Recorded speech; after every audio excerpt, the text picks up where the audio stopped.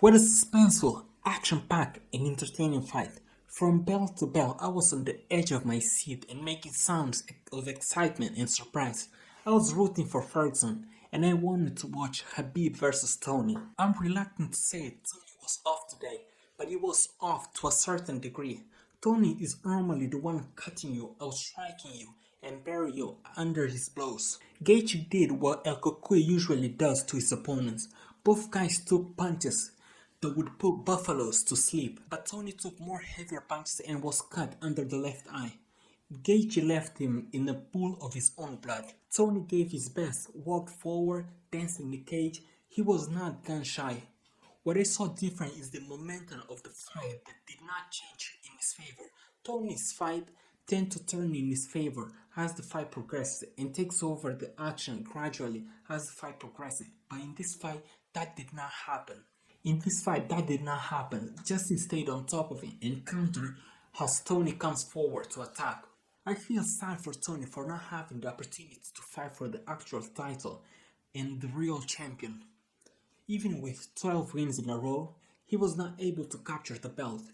With the number of blows and powerful shots that he took, plus his age of 36 years old, he might never fight for the title again. But I would slow down and not believe so much in that idea.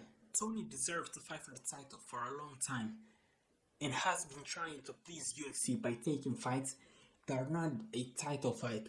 Plus, he took a fight during a global pandemic. All of this will help him to get a relatively quick title shot.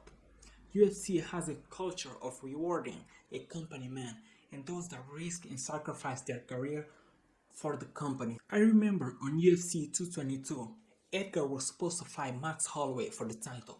Holloway pulled out 4 weeks before the fight. The card would be heavily impacted because it was a title shot fight. UFC tried to book Cody and TJ, which did not happen due to TJ not being in a training camp. It is a difficult situation for the UFC and terrible one for Edgar if he accepts a fight with someone else and lose, because he will lose the opportunity to fight for the belt. That is exactly what happened with Brian Ortega. He was KO'd by Ortega. You would think he will never get a title fight soon, but not so fast. Frankie got a title shot after just 1 win against Cub Swanson.